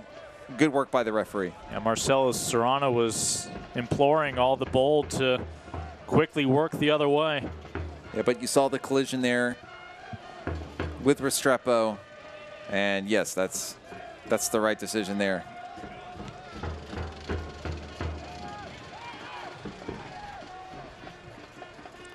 Here's the play again. Garcia just kind of lofts it in, curls it in, and yeah, that's a tough one right there.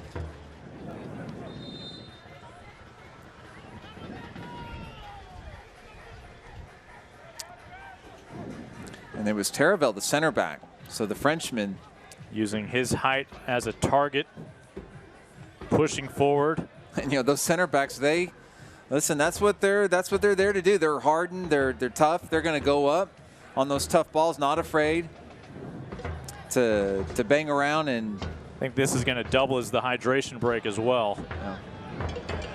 Chavez a little wobbly.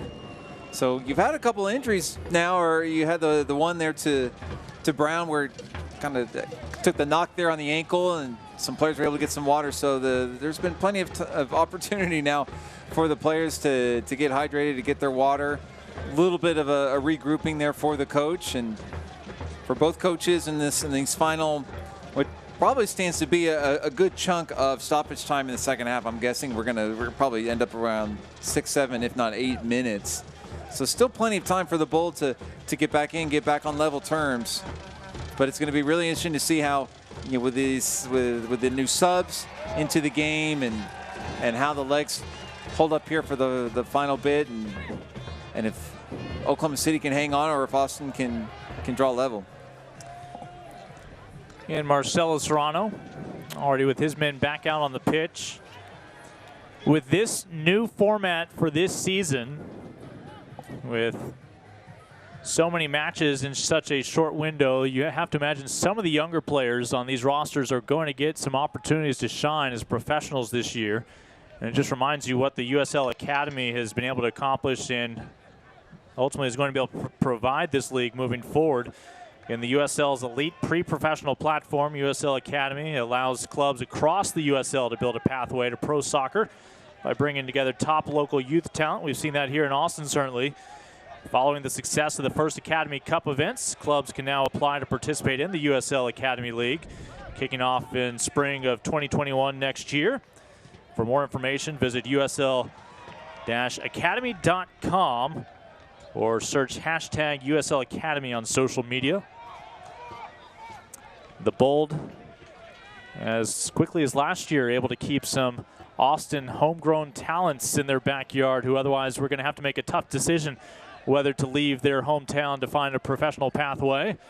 Ball slipped into the 18. Clever! Denied by C.J. Cochran. 6 yards off his line. What a save from Cochran. Boy, that hit Clever right in the sweet spot. So often that would have gone into the net. Cochran, a great save. Tip of the cap to Cochran, but not in the clear just yet. That's definitely the save of the night right there. I mean, Clever hit that hard. Josue Soto, one of your second half subs, takes a bump. Another look. This off the boot of the new number 10. Yeah, just pile drives it with the left, and Cochran is right on it.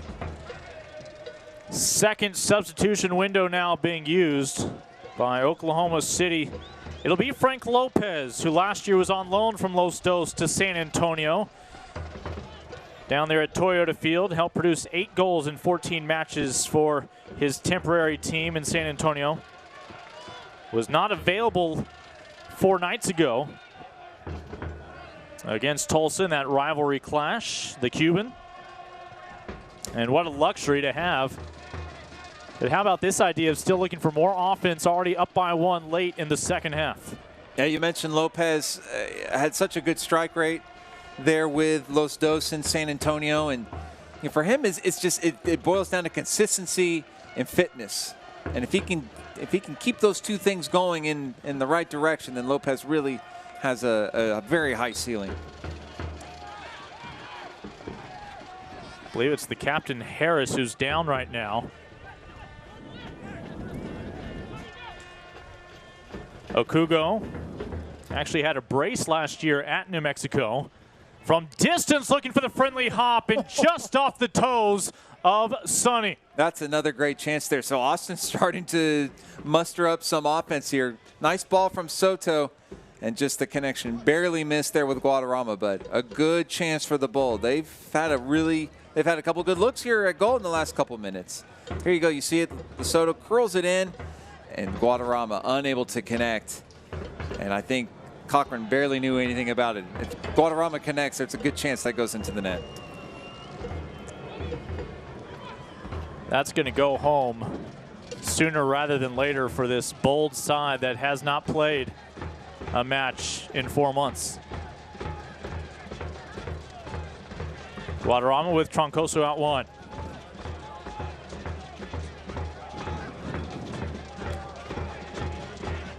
Just off the mark, looking to dial up Dion.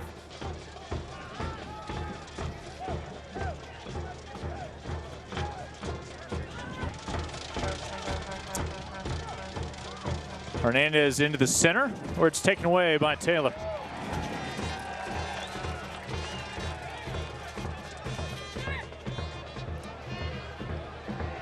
A little in excess of 10 minutes to play, considering how much stoppage we've seen here in this second half. But right now, Oklahoma City getting closer to its first full 3 points of the season. Still plenty of time for the veteran clubber.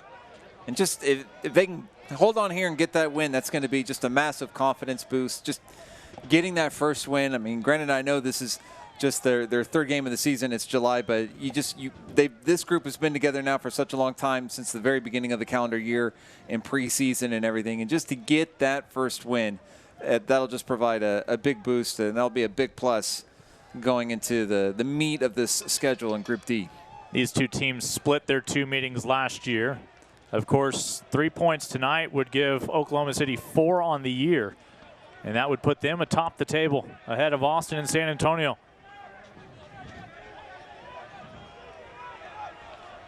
As that'll cross the inline, Cochran will have a goal kick coming up. And Duff, really never had good control of that one. You didn't see a move being able to be made there against Taravel, the Frenchman, the veteran. Read that pretty well. Just glad Taravel's been able to continue after that scary moment on the opposite end.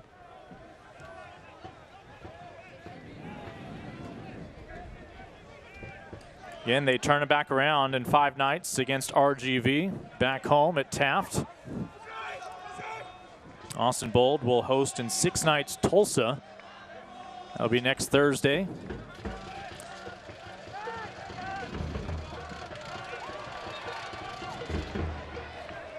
Well, can Oklahoma City find the nail to drive into this first victory of the year?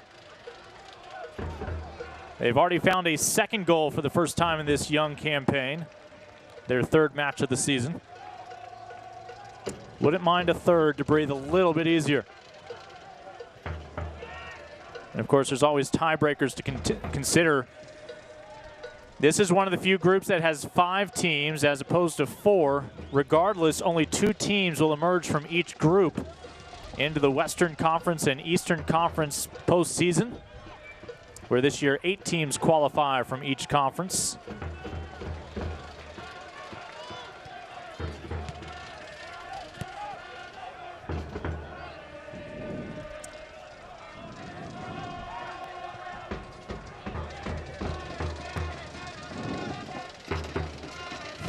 Good ball right there from Garcia. That ball, though, in touch, gets away on the far side. Boy, he swung that cross field right over to Baez. Hit Baez on the boot. The former Chavez man, a little heavy, but not a bad look there from Garcia. Javi Baez more than capable in his own right of some highlight passes. Yep. Well, if you have over 100 appearances in the Mexican top flight, especially for clubs like Chivas, then you're doing something really well.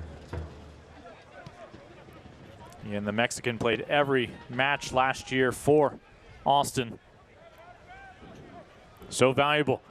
Guadarrama, your lone goal scorer tonight for the home side. It was an equalizer back in the first half. Kleber, capable with either shoe. But access denied, point blank. That's good work there from Oklahoma City to block that Kleber effort. Charlie Ward not giving him any room to breathe on that stroke.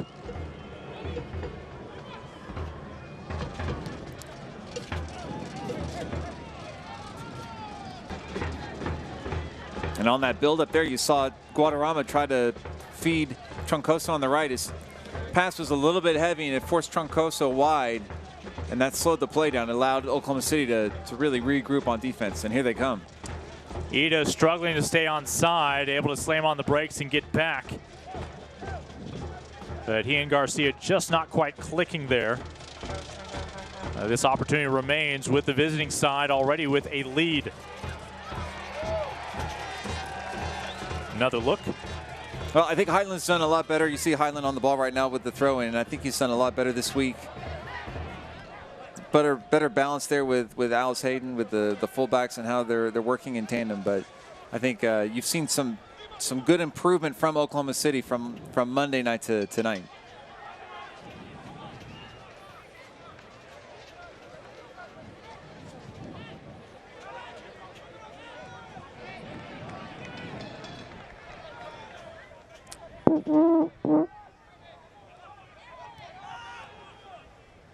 A reset through Garcia on that back line. Looking for Soto. And that ball in touch will stay with the Bold. And it appears Oklahoma City's ready to make their final adjustments in personnel.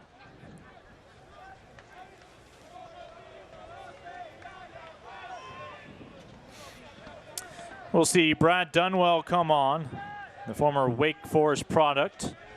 We recently saw him play for RGV after being a draft choice of the Houston Dynamo. And we'll also see Christian Ibiaga come on, the talented Nigerian. When it comes to Dunwell, I mean, the guy just impresses everywhere he goes. He's at RGV, previously at SKC, Sporting Kansas City. Just he's a tidy player. Just, typical number 6. He doesn't jump off the stat sheet, but works hard, doesn't complain. He's always showing for the ball, asking for the ball. And it's the perfect player to bring in a situation like this to try to nail down the 3 points in the last 10 to 15 minutes. So that's the type of guy you want to bring on in Dunwell. And Dunwell, out of all the players from Oklahoma City, he was the first one on the field. He was walking the field at the start of the game and kind of soaking up the atmosphere here at Bold Stadium.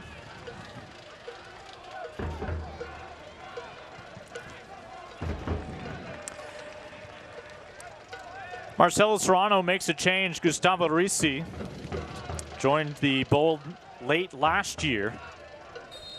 The 22-year-old comes on for Amobi Okugo.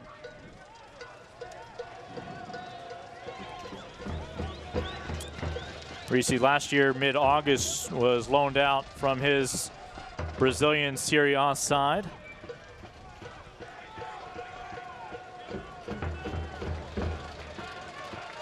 Where he had been for the past 5 years plus.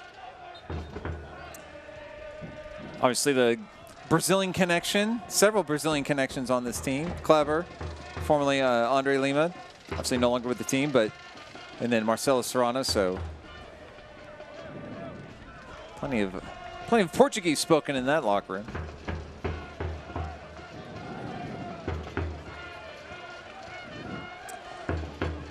Ball almost getting away from Sarah Mooten. Reese able to clean things up for a moment, but here's Garcia at midfield. He's able to dial up Ida. Ida on the edge of the 18. Reese able to get his body in front of it for a moment. Back out to Highland. Can Oklahoma City put the punctuation on this night in Austin? I'll tell you what, that was almost disastrous for Sarah Mooten. Flag will stay down for Hernandez. Trying to work the magic off that heel. So many of these men staying in mid-season form despite being idle, quote unquote, for 4 months. Well, and I think Pasquarello is really going to like this right here. The team is holding the ball, still penetrating. No, they were looking to link up with Lopez. Again, a talented finisher and a great luxury tonight coming off the bench. And now you see Austin, they're starting to push numbers forward. That's going to leave some room for Oklahoma City to find chances on the break. Cochran almost with a little mental lapse from his teammates on the back line. Yeah, Troncoso almost squeezed in there and got the ball. And he would have been right there to score. How deflating that could have been. costing Oklahoma City a couple of points. We'll have our moment of truth soon enough on how much additional time will be added. And this is frustrating for Austin because you see Guadarrama's almost having to come back to midfield to get the ball, to show the ball. And you'd rather him be able to do that a little bit closer to goal. But he's having to drop back just to get on the ball, to get those touches. 7 additional minutes as Estefania Estrada, our 4th official, confirms. So still plenty of time for the Bold. No need to get desperate. Yes, you want to press numbers forward, but you have time. I think there's confusion by the Bold whether play's been halted. It has. Ball will be brought back. And you can see Guadarrama is upset because he thought advantage should have been played, but the whistle was blown. All the numbers pushed forward here for Austin.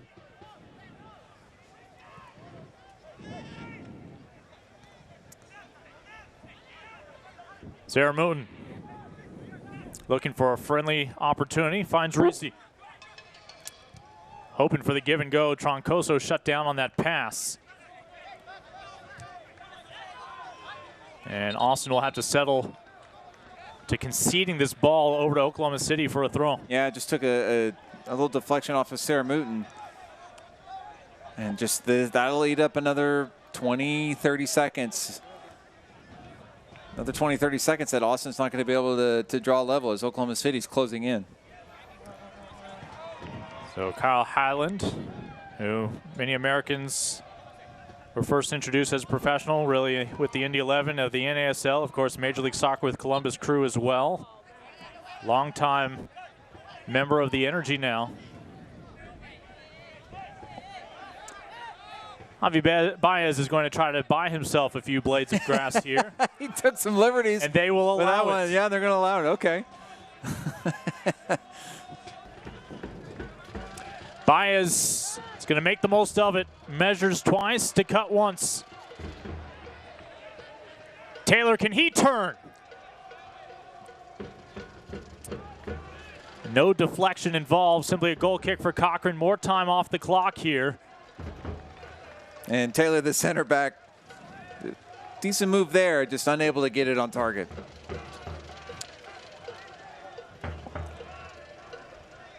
Again, a big thanks to all of our crew.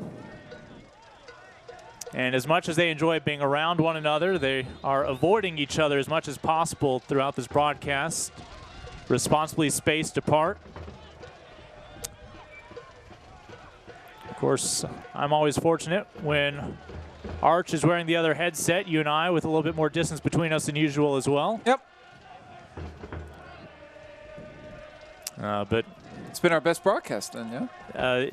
In the past 4 months, I'd say.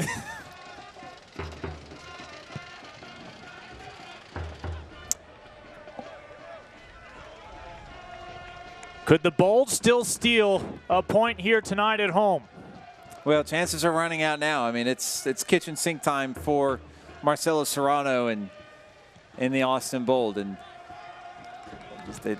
they're going to need something. They maybe have 1 or 2 more looks at goal to try to make it happen. These two teams will meet 2 more times the regular season, but both of those meetings will be at Taft in Oklahoma City. If they meet for a 4th time, I don't think you'll hear any complaints because that means they will be deep into the Western Conference playoffs. So you see Taylor, he's playing much more advanced. Number 4, the center back, you see him playing basically as a forward up there with the off. Saw the look there at Sonny Guadarrama, your lone goal scorer tonight for the Bold. Looking for insurance, still on his feet, and tonight belongs to Oklahoma City. Well, it's Hernandez, and it's fitting that it's Hernandez getting the goal. I mean, the guy has worked hard all night, and he gets the goal to put the nail in the Austin Bold coffin right here. Fantastic goal from the Oklahoma City. You saw Austin having to push numbers forward. We mentioned Jermaine Taylor playing up, and here it is right here. There it is. Hernandez spins off the defender. There's the man, goes down, plays the advantage. Good decision by the referee to play the advantage, and there's the goal. I think anyone rooting for Oklahoma City was prepared to excuse any struggles tonight on being a quick turnaround after 4 nights ago having a rivalry clash with Tulsa, but no need for excuses. There will be a celebration tonight. 3 points added in the Group D standings. And this means Oklahoma City, when they fall asleep tonight, are going to be atop of Group D. So, yeah, there was the whole question coming into tonight, Lincoln, about, rust versus fluidity, fitness, all those things. And Oklahoma City, less rust and a little bit more, their conditioning on tap. How about goal differential? Looking for another, it's wide. But you see the conditioning was at the level where it needed to be. Took advantage of their chances. Good response. Especially here in the second half. They've, outside of a couple chances, maybe 1 or 2 looks at goal for the Bold, it's really been Oklahoma City in the second half. And this is a deserved 3 points that they're going to leave with. Well, because we had an absence of sports for so long, I know how much viewers have missed sports cliches, but in this case tonight, the best defense was a good offense for Oklahoma City. They refused to simply dial it back after finding that go-ahead goal from Chavez. Yeah, and they went for the third, and John Pascarella, I think that's the approach that he's trying to instill into this group is to not just, because especially in the USL, weird things happen in the last 5 or 10 minutes of games. You sit back, you concede a goal, and then all of a sudden, instead of you lose 2 points, you drop 2 points. Instead of having 3, you only have 1. Now, this approach all night, and he made it very clear with his substitutions, they wanted that third goal to then put this to bed, and that's what they've done. I think now Oklahoma City might look up to the clock a little more often. They await that final whistle again. They will head home for a 4-game homestand after picking up a win in their first road trip of 2020. They'll greet RGV 5 days from now. Again, RGV had its match tonight postponed due to a positive test. Certainly wish them as an entire group the best of luck. They were scheduled to play San Antonio.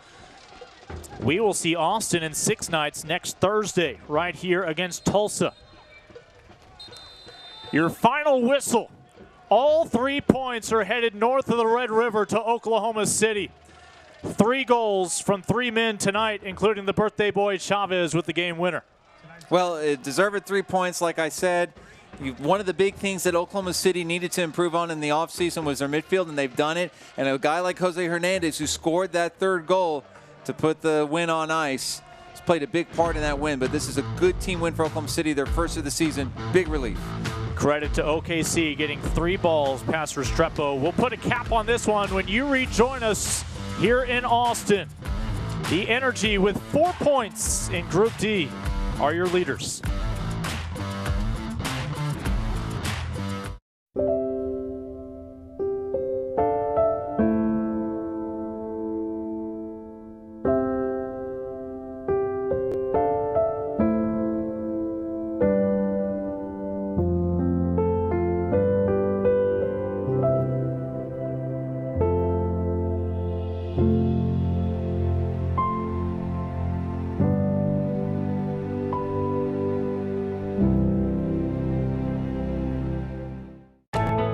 No matter what pops up during your day, Ascension makes it easy to get the care you need.